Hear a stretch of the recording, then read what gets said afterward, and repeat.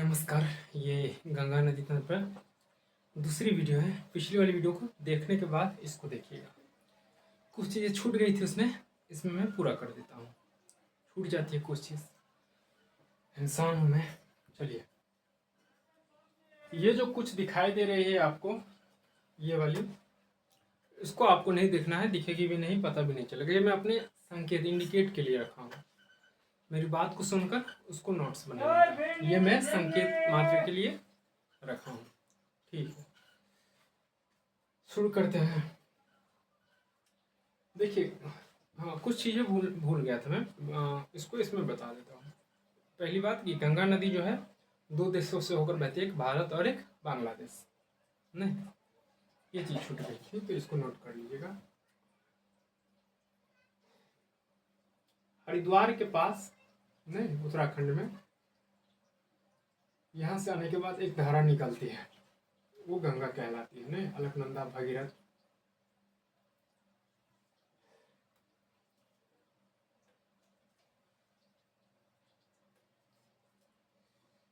देखिए, गंगा ये नदी है।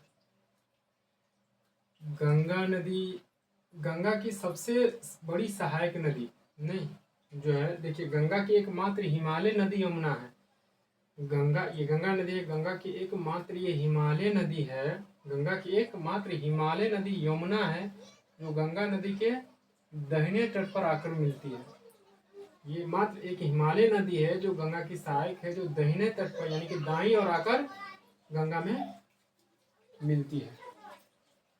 तो बार बार क्वेश्चन पूछा गया है कि यमुना जो है गंगा नदी के बाएं तट की सहायक नदी है कि दाएं तट की, तो आप दाएं तट मानना। गंगा की एकमात्र हिमालय नदी, गंगा की एकमात्र यमुना हिमालय नदी है, जो गंगा नदी के दाहिने तट पर आकर मिलती है। ये छूट गया था, ठीक। अब देखिए, गंगा नदी यहाँ से बही, और जैसे गंगा की एक धारा दिखाई देती है आपको, देती होगी, ये वाली गंगा यहाँ से निकली और यहाँ से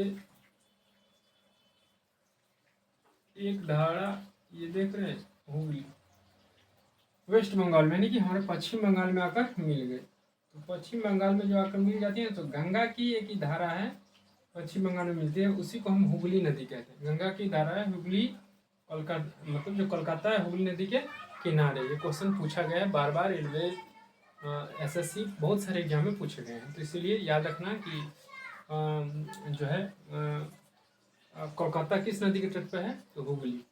चाहे ऐसे भी कहीं पूछ सकता है कि हुगली नदी किस शहर के किनारे है, तो कोलकाता। या ऐसे पूछा जाता है क्वेश्चन कि कोलकाता किस नदी के तट पे है, तो हुगली। आप किसी तरह से क्वेश्चन बना सकते हो, आप बनाना। तो हुगली नदी के किनारे है कोलकाता। हुगली क्या है? गंगा की एक सहायक नदी है, जो कि पूरब में बहते हुए दक्षिण की ओर मुड़ गई। देख रहे हैं, इधर से पूरब में बह रही और फिर दक्षिण में आकर मुड़ गई नहीं, और वेस्ट बंगाल में चली गई, तो यही हुगली कहला गई। गंगा की एक धारा है। दूसरी बात, यहाँ पे एक दामोदर नदी है, दामोदर की घाटी है छोटा नागपुर पठार के पास। देखिएगा आप मैप में, तो छोटा नागपुर पठार से दामोदर नदी निकलती है, और ये दामोदर नदी भी हुगली नदी में आकर मिल जाती है और अपना जब बे ऑफ बंगाल में गिरा देती है। ये सहायक नदी। लेकिन गंगा की जो मुख्य धारा है ना, भागीरथी, जो गंगा की मुख्य धारा है भागीरथी, जो मुख्य धारा है, ये तो एक धारा किधर मिल गई, तो हुगली कहा गया, वेस्ट बंगाल में। लेकिन मेन धारा बहकर कहाँ गई? बांग्लादेश में। तो बांग्लादेश में जब आती है, तो मेन धारा जो आती है ना, तो उसे पद्मा नदी भी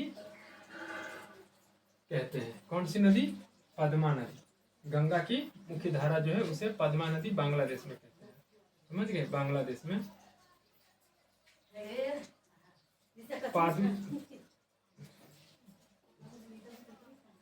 पद्मा नदी जो है, पद्मा नदी बांग्लादेश में आके मिलती है। एक मिनट, जस्ट मिनट।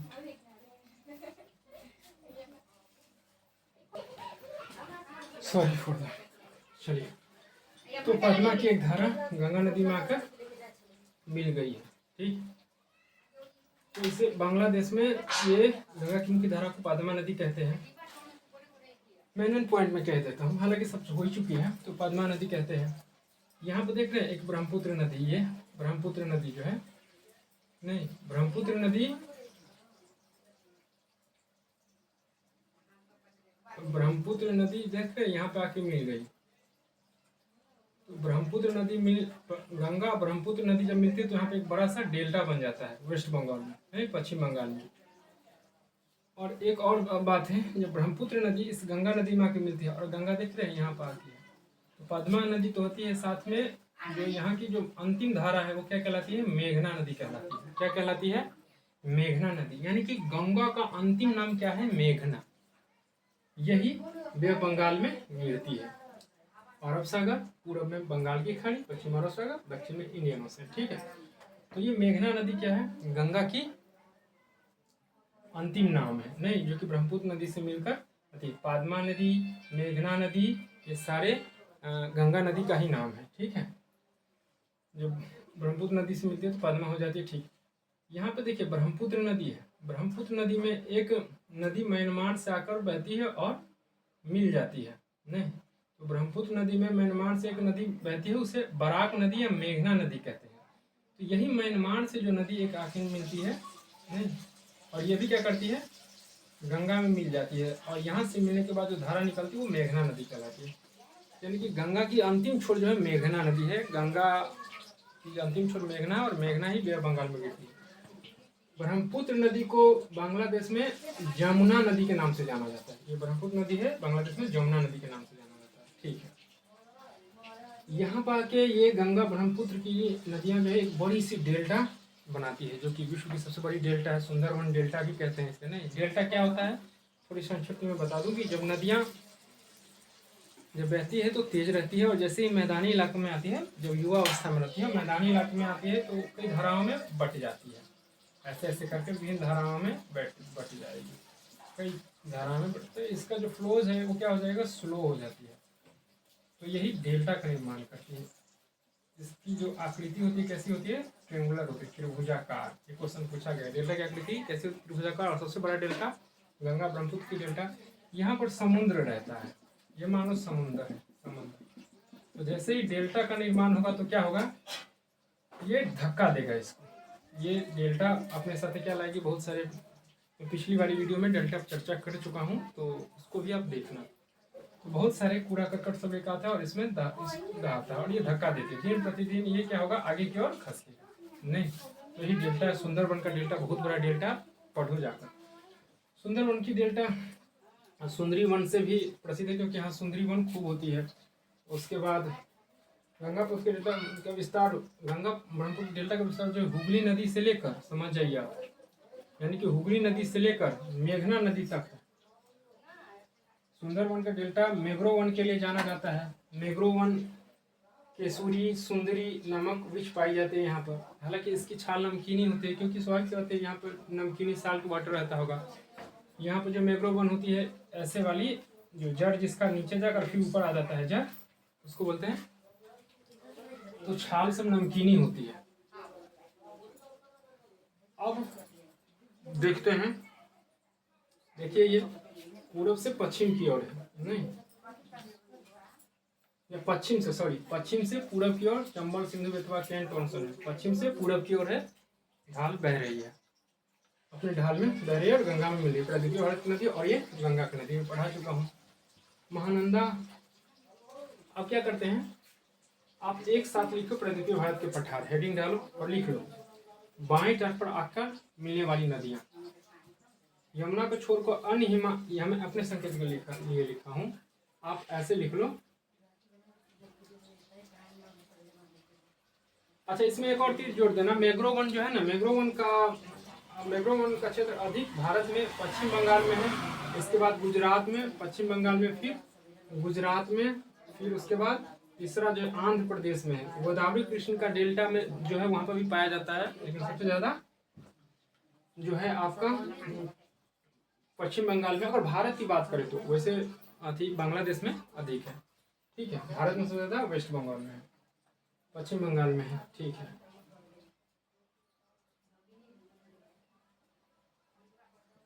आप डेल्टा देखना, गोदावरी कावेरी कृष्णा क्या है ना, देखना मैप में, आप देखो उसको पीछे धक्का दिया हुआ है डेल्टा। और भी देखना कि जो है सुंदरबन डेल्टा या गंगा ब्रह्मपुत्र डेल्टा में गूगल मारिए कि कौन कौन से वृक्ष पाए जाते हैं, उसको नोट कर लीजिए, क्योंकि वहाँ पे पीछे जनरली सुंदरी मैग्रोवन पाया जाता है और केसूरीन जो है वो।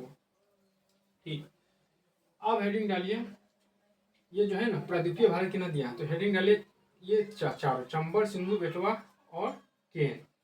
ये जो चारों गंगा नदी जो है ना, ये चारों गंगा नदी तंत्र का ही हिस्सा है। ये चारों जो है ये गंगा नदी की तंत्र का हिस्सा है, चंबल, सिंधु, बेतवा, केन, टोन। आप हेडिंग डालो चंबल, सिंधु, बेतवा, केन और लिखो ये चारों गंगा नदी तंत्र का हिस्सा है। ये चारों नदी सीधे अपना जल गंगा नदी में न गिराकर यमुना नदी में गिराती है, यानी कि ये चारों गंगा नदी तंत्र की ही हिस्सा है, लेकिन ये डायरेक्टली गंगा नदी में अपना जल न गिराकर यमुना नदी के माध्यम से जल गिराती है। सुनकर आप लिखना, वो तो दिखाई नहीं देगी, मैं अपने लिए लिखा हूँ संकेत के लिए, तो मैं जो कह रहा हूँ उसको सुनते हुए नोट्स बनाना। ठीक है, आगे पीछे करके वीडियो को ना एक बार में अवश्य स्टार्ट पीछे करो, फिर सुनो, फिर लिखो। मैं भी ऐसे ही बनाया। ये चारों नदियों प्रायद्वीपीय भारत के पठार के अंतर्गत मलबा पठार से निकलती है और डायरेक्टली गंगा नदी में न गिराकर यमुना नदी के माध्यम से अपना जल गिराती है। चंबल, सिंधु, बेतवा, केन पश्चिम से पूर्व की ओर बह रही है। ठीक है, इसमें लिखिए टोन और सोन। टोन और सोन के टोन और सोन केवल यही दो नदियां हैं जो अपना जल प्रायद्वीपीय भारत के पठार से निकलकर सीधे गंगा नदी में गिराती है, जबकि चंबल, सिंधु, बेतवा, केन ये यमुना नदी के माध्यम से अपना जल गंगा नदी में गिराती है, जबकि टोन सोन डायरेक्टली अपना जल गंगा नदी में गिराती है। ठीक है, लिख लीजिएगा। आगे लिखिए, बाएं तट पर आकर बहने वाली नदियां, बतलाया था ना पिछली वीडियो में, आप लिख लो रामगंगा, गोमती, घाघरा, गंडक, कोसी, महानंदा। महानंदा पश्चिम बंगाल में दार्जिलिंग के पहाड़ी से, मतलब दार्जिलिंग के पहाड़ी से निकलती है। महानंदा पश्चिम बंगाल में दार्जिलिंग की पहाड़ी से। ठीक है, अब बाएं तट पर आकर बहने वाली नदियां लिखिए। यमुना को छोड़कर अन्य हिमालय लिख लीजिए, वो लिख लिए ना, ये दाएं तट पर आकर गिरने वाली नदी, ये दाएं तट पर आकर गिरने वाली नदियां, ये लिख लीजिएगा। या दाएं तट पर आकर मिलने वाली गंगा के ऐसे लिख लीजिए, दाएं तट पर आकर मिलने वाली नदियां, ऐसे करके या ऐसे करके गंगा के दाएं तट पर आकर मिलने वाली नदियां या यमुना के दाएं तट पर आकर मिलने वाली नदियां, अलग कर लीजिएगा। यमुना के दाएं तट पर आकर मिलने वाली नदियां मैं बोला हूँ अभी, और डायरेक्टली टोन सोन जो है गंगा के तट पर जाकर मिलती है। और तो स्पष्ट लिख लीजिए कि दाएं तट पर आकर मिलने वाली नदियां।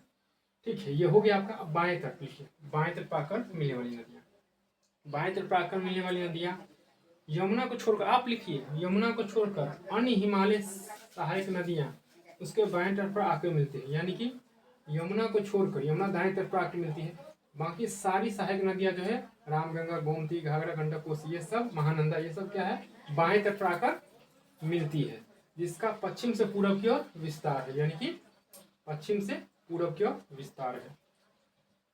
और क्रम इस प्रकार है, रामगंगा, गोमती, घाघरा, गंडक, कोसी, महानंदा। बार बार करोगे वैसे ही याद हो जाएगा। इनमें से रामगंगा, गोमती, घाघरा नदियां यूपी में प्रवाहित होती है। इसमें से रामगंगा, गोमती, घाघरा कहाँ प्रवाहित होती है? इसमें से रामगंगा, गोमती, घाघरा यूपी में प्रवाहित होती है, समझ गए। जबकि गंडक और कोसी बिहार में प्रवाहित होती है। ये जो है गंडक, कोसी हिमालय से नदी निकलती है और बिहार में प्रवाहित होती है, और गंगा नदी मिलती है। ठीक है, प्रवाहित होती है। गंडक और कोसी बिहार में प्रवाहित होती है, जबकि महानंदा नदी, ये जो है महानंदा नदी जो है बिहार और पश्चिम बंगाल की सीमा पर बहती है। कौन सी नदियां हैं जो बिहार और पश्चिम बंगाल की सीमा पर बहती है? तो महानंदा नदी, इसको याद रखिए। गोमती नदी गंगा की एकमात्र सहायक नदी है जो हिमालय से न निकलकर मैदानी क्षेत्रों से निकलती है। यानी कि गोमती नदी जो है, ये वाली गोमती नदी जो है हिमालय से न निकलकर बल्कि मैदानी भागों से निकलती है, और तब जाके गंगा में मिलती है, से निकलती है। गंगा की एकमात्र सहायक नदी है जो हिमालय से निकलकर मैदानी क्षेत्र से निकलती है। ये क्वेश्चन पूछा गया है कि कौन सी नदी है जो हिमालय से नहीं निकलती है, तो गोमती नदी। समझ गए। गोमती नदी का उद्गम यूपी में तराई में स्थित फुलहर झील से होता है। यानी कि गोमती नदी का उद्गम तराई में स्थित फुलहर झील से होता है, यूपी में है। लखनऊ जौनपुर शहर गोमती नदी के तट पर बसे हैं। लखनऊ और जौनपुर शहर जो है गोमती नदी के तट पर है। ठीक, गोमती नदी के तट पर बसे हैं। गंडक नदी को नेपाल में शालिग्राम या नारायणी नदी भी कहते हैं। लिख लीजिएगा, हेडिंग नहीं दिखाई देती होगी, आप लिखो। गंडक नदी को नेपाल में ये जो गंडक नदी है ना, तो गंडक नदी को नेपाल में शालिग्राम या नारायणी नदी भी कहते हैं।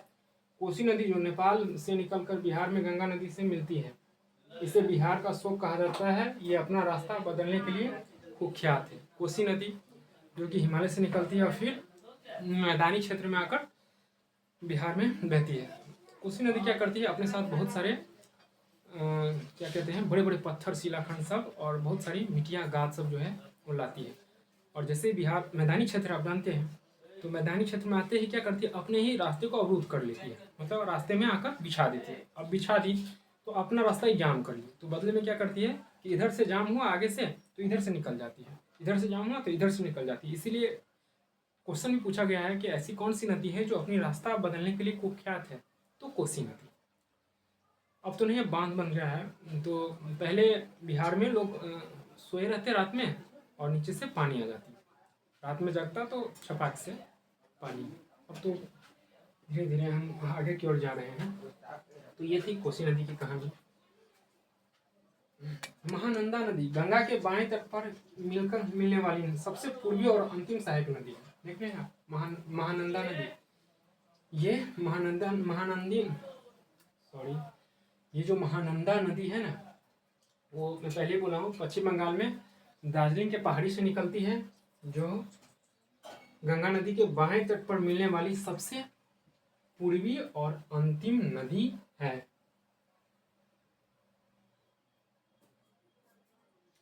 अब देख लीजिएगा यमुना नदी उत्तराखंड में बंदरपुर चोटी पर यमुनोत्री ग्लेशियर से निकलती है। पंचप्रयाग वाली वीडियो देख लीजिएगा, उसमें मैं डिटेल्स में कर दिया हूँ।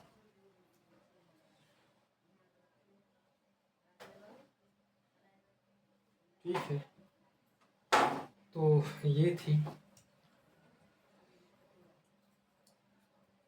जो क्वेश्चन पूछे जाते हैं, पूछे गए हैं, आगे भी संभावना है, मैं वही लिया हूँ। बाकी जो छूट गया हो तो आप खुद से थोड़ी बहुत देखना। मुझे नहीं लगता, वैसे तो बहुत सारी चीज़ें हैं इसमें, लेकिन मैं बार बार कहता हूँ मैं वही करवाता हूँ जो एग्जाम में पूछे जाते हैं और बार बार यही पूछे जा रहे हैं, नहीं रिपीट हो रहे हैं, तो मैं यही करवा रहा हूँ। वैसे ये बड़ी चैप्टर है, तो देखते हैं आगे क्या होता है। इसके बाद तो छोटी सी वीडियो में लंबा नहीं करना चाहूँगा, तो मिलते हैं अगली वीडियो में। नमस्कार। वीडियो को लाइक शेयर सब्सक्राइब कर दीजिएगा ताकि दूसरों को भी लाभ मिले। ठीक है, जो भी महत्वपूर्ण बातें थी उसको नोट्स बनाइएगा। नमस्कार।